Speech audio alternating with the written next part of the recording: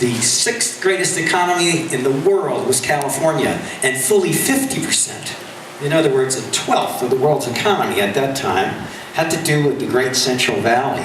Is it great? Oh, you bet it is. Whether you're an economist, a geologist, or a biologist, it's a great, great valley. Keep moving east. What you get to is the Sierra Nevada, which was also formed from a trench. You see, the thing about California, it's not one damn thing after another. It's one damn thing over and over and over again. One trench after the other. One giant mass of material arriving on the coast after the other. The Sierras were formed from a trench in the Jurassic, again, 200 million years ago, and the Sierras are granite. They're not black like the basalt. If you want to see some basalt, you can see basalt pillows in the Clear Lake State Park. It's black, fine grain, kind of low in silica. But when you get to the Sierras, it's beautiful, large grain, white rock, granite.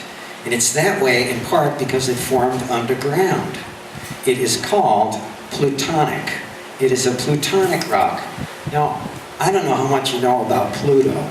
I mention this to my students. They think about Disney's dog. Do you know Pluto?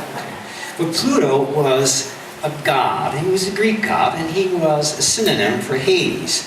And people were comfortable saying Hades. So they came up with Pluto, which is a much more comfortable name, and probably why Disney came up with the name for the dog. But Pluto is from hell, and so are the Sierras.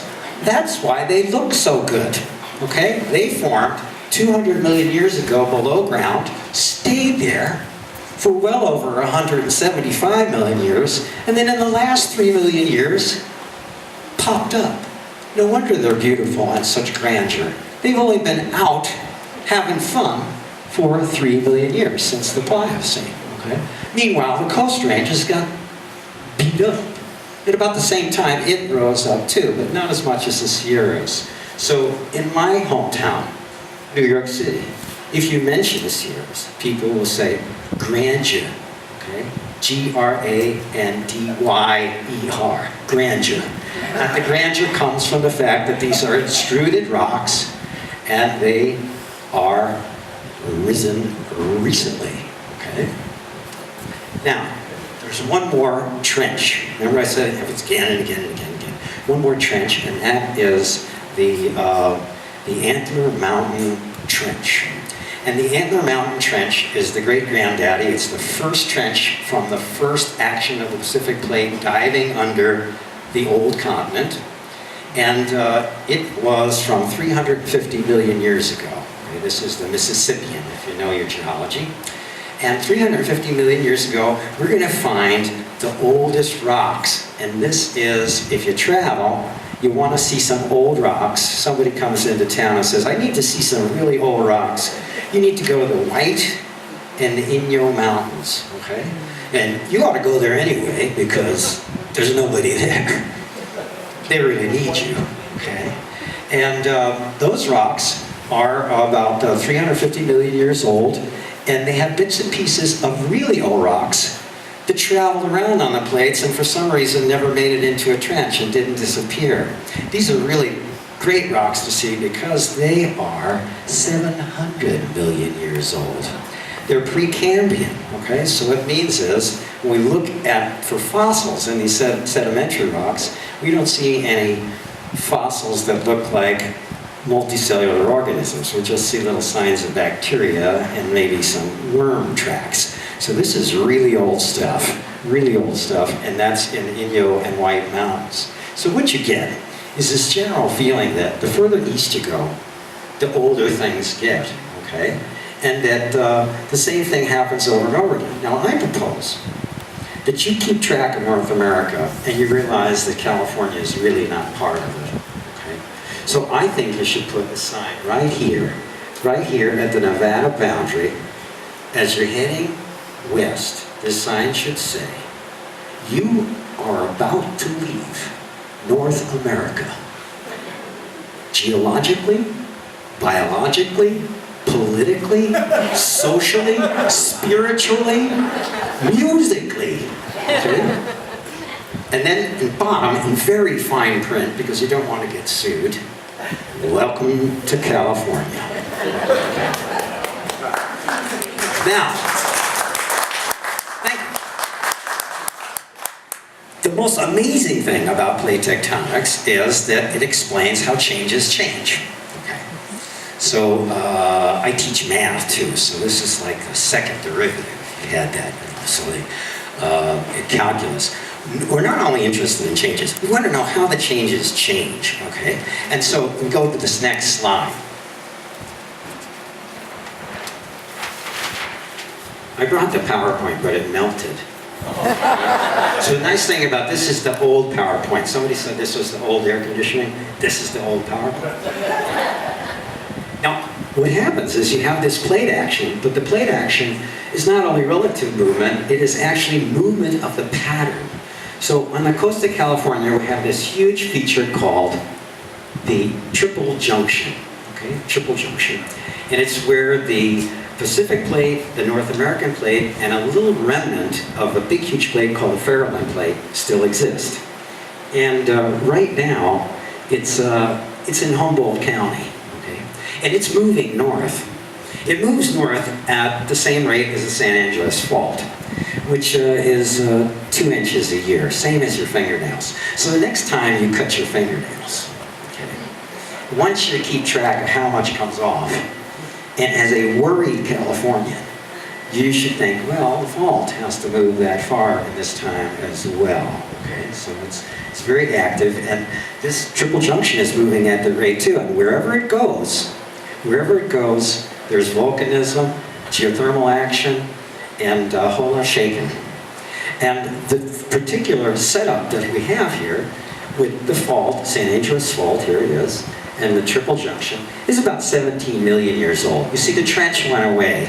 And if you want to really get under the skin of a geologist, ask them why the trench went away, okay? So they're not really sure. There's always danger they'll talk for an hour and a half in some effort to make sense of it, so be careful.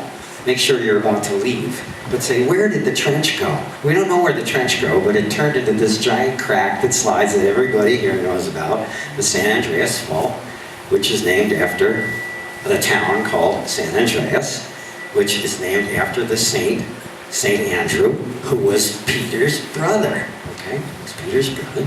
And if you're from my town, New York, you pronounce it St. Andrews.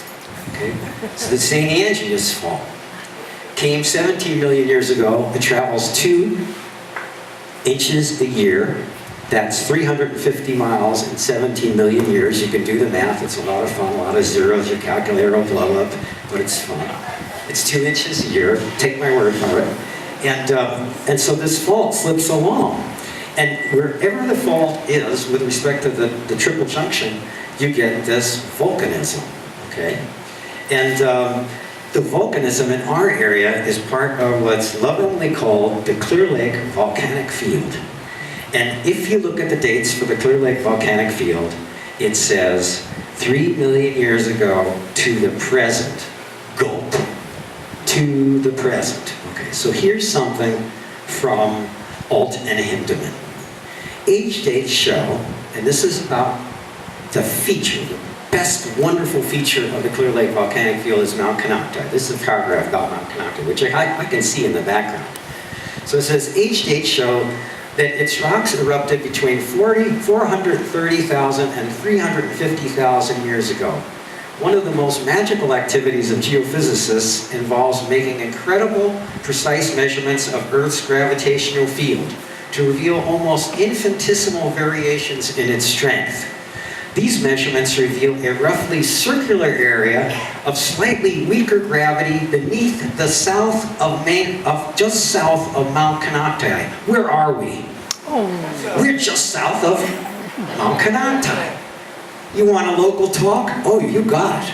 These measurements reveal a roughly circular area of slightly weaker gravity beneath the south of Mount Canocti. It may be a signature of a massive molten magma within a few thousand feet of the surface. If so, Mount Canocti may not be quite as extinct as it looks and as the age of its rocks suggests. Okay, don't worry, be happy. What you have is a composite dacitic lava dome. So someone asks you, what can you tell me about Mount Kanata? You say, well, it's a composite dacitic lava cone. Okay? And a lava dome. And that's on the quiz too. Okay, so you want to memorize that one. And the composite means it's like a composite flower. I get a little biology in here, which is not just one volcano, it's a whole bunch of them tied together, like certain daisies. You know, you look at them under a microscope, there's not one flower, it's tons of little flowers all in there, so composite. Dacitic means it's low in silicon, so it has a low viscosity lava, which if it goes off, that's good news because that's somewhat less dangerous. Okay? Somewhat less dangerous. The really violent eruptions are from high viscosity lava and molten magma, and Mount Kanata has low viscosity. And the lava dome it has blocky flows, and that's also a fairly safe phrase. And don't worry, it's just a blocky flow. Okay. This area has erupted in bits and pieces in the recent past. About 10,000 years ago, there were fountain eruptions. These would be marvelous. They would be a big tourist draw. They're sort of like the eruptions in Hawaii. And they're mellow and a little fountain of magma coming up. And they formed our marvelous red rock quarries. So both in the Clear Lake Highlands and right down here on Point Lakeview Road, the red rock quarry. That's an eruption from about 10,000 to 12,000 years ago. So here's the payoff in terms of thinking about the economy and history of Lake County.